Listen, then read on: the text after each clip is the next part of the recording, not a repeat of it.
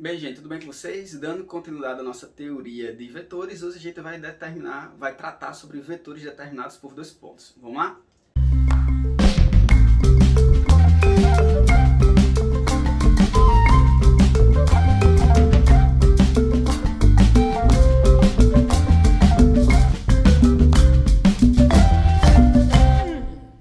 Bem, a ideia aqui é o seguinte, eu tenho um vetor U que liga o ponto A ao ponto B. O que define um vetor?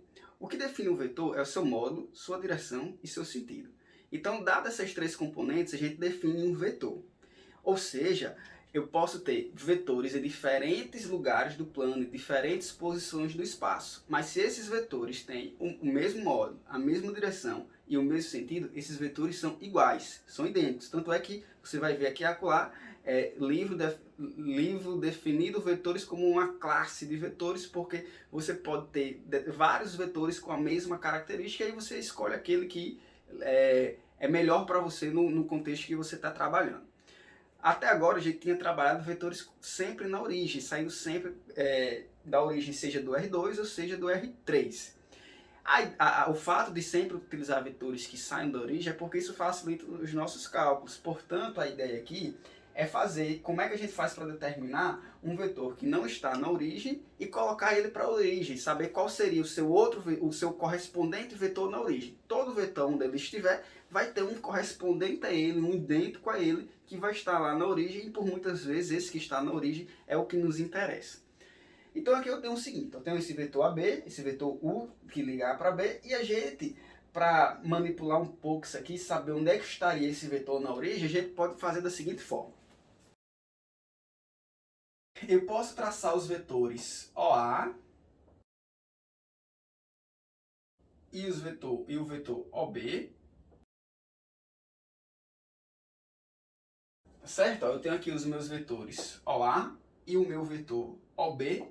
E aí observe que algum desses vetores aí, um deles é igual à soma de outros dois, né? Para um pouco para pensar, reflita na figura, quem aí desses vetores é igual à soma de outros dois.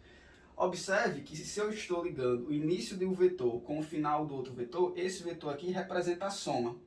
Na verdade, toda vez que a gente conecta o início de um com o final de outro vetor, esse vetor representa a soma desses outros dois vetores. Pela regra do paralelogramo, para um pouco e reflita sobre isso. Então a gente pode dizer que esse vetor OB, a gente pode dizer que o vetor OB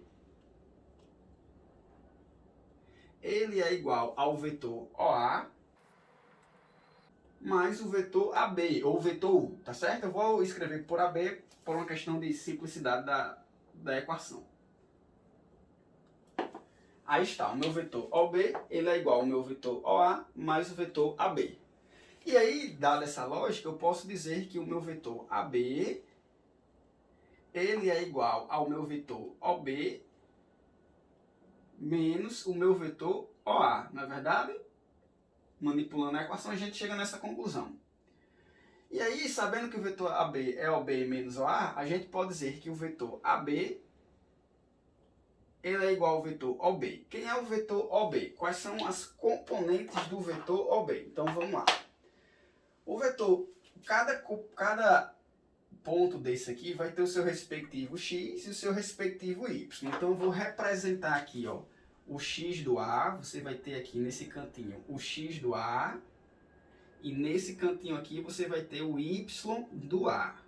Nesse cantinho aqui, ó, você vai ter o x do B, e nesse cantinho aqui você vai ter o y do B. E aí eu posso representar o meu vetor OB de acordo com suas componentes, não é isso? Como a gente viu nas últimas aulas, o vetor OB, ó, esse vetor aqui, quais são as componentes do meu vetor OB? Como ele está saindo da origem, as componentes do meu vetor OB vai ser a soma desse vetor com esse vetor aqui, ó, tá certo? OB é a soma desse vetor com esse vetor aqui. E aí, de acordo com o que a gente já viu, a gente pode dizer que o vetor B tem componentes XB e YB. Mesma lógica para o vetor OA. O vetor OA vai ter componentes XA e YA. E aí o meu vetor AB, a gente pode escrever ele como sendo quais são as componentes do vetor AB. A ideia aqui é determinar qual é a componente do vetor AB na origem, certo? Como é que a gente faz para determinar essas componentes na origem? Quando eu tiver os valores de A e de B, qual é o representante do vetor AB na origem? É essa a ideia aqui o tempo todo. Então, o AB vai ser a subtração desses dois vetores. A gente já viu isso em aulas anteriores. Então, como é que subtrai dois vetores? É só pegar componente com componente. Então, a componente de AB vai ser xb menos xa e yb menos ya.